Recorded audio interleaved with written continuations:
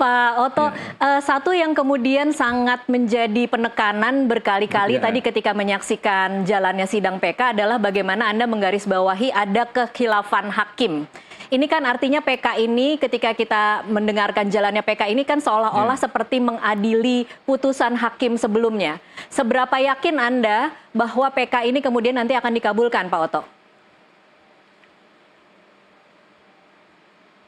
Ya begini ya, memang kan ini kami mengajukan PK justru karena ada putusan hakim yang sudah berkekuatan hukum tetap. Kadang-kadang kan orang bertanya, loh kan sudah diadili di tingkat pertama, sudah diadili di tingkat kedua, kenapa lagi harus PK? Kan sudah selesai katanya.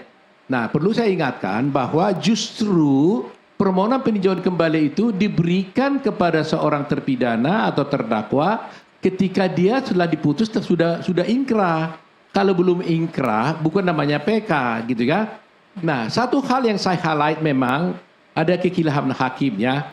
Nah, saya ulangi lagi mungkin pernyataan saya beberapa waktu yang tadi ya. Iya.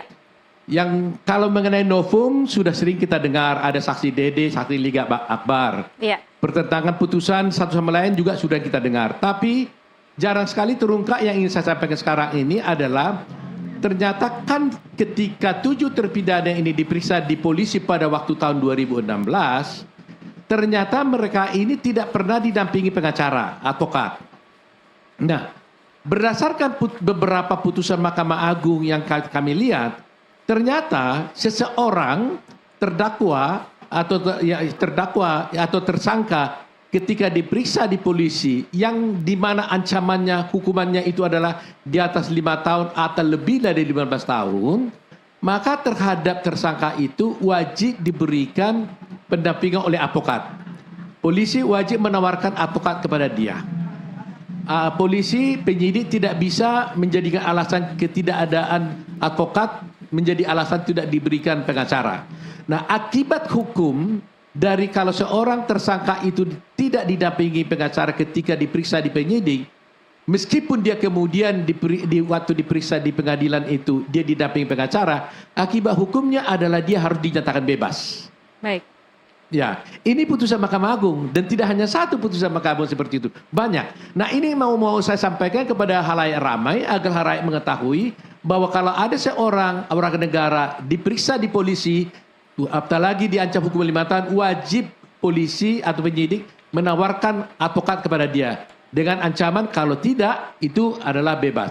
Nah, sekarang saya sebenarnya melihat kalau ini Mahkamah Agung konsisten dengan putusannya selama ini, di mana kalau ini tidak didampingi pengacara harus bebas, maka sebenarnya perkara ini mudah sekali.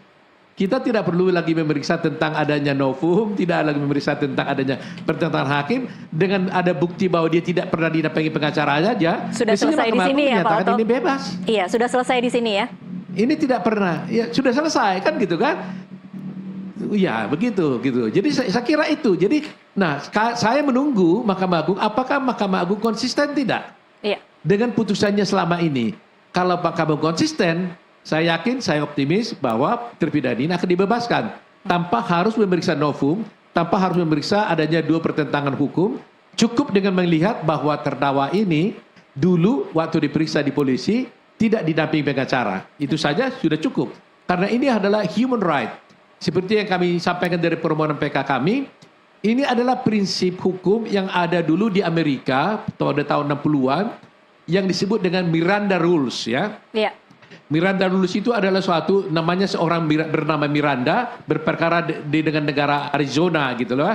Di mana di sana diputuskan seorang itu dihukum karena dituduh melakukan suatu perbuatan pembunuhan, tapi waktu itu polisi tidak menawarkan memberitahukan kepada terdakwa dia punya hak untuk diam gitu loh.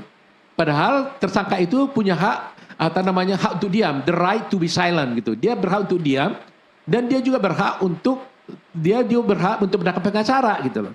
Jadi kalau kita nonton di TV di film-film action di Amerika, kita lihat itu kan. Iya. Kalau ada polisi nangkap seorang tersangka narkoba gitu, langsung ditangkap, langsung dibilang, kamu tersangka, kamu berhak untuk diam, tidak menjawab pertanyaan saya, kamu berhak mendapatkan seorang pengacara, Dan kalau kamu kalau kamu menyatakan keterangan, maka keteranganmu itu bisa memberatkan kamu. Nah, ini harus ditawarkan, disampaikan kepada seorang tersangka. Baik. Dan ini sudah diadopsi oleh KUHP kita juga, gitu loh. Ya. Jadi kalau konsisten Mahkamah Agung, saya kira 7 terpidana itu potensial untuk dibebaskan gitu. Oke.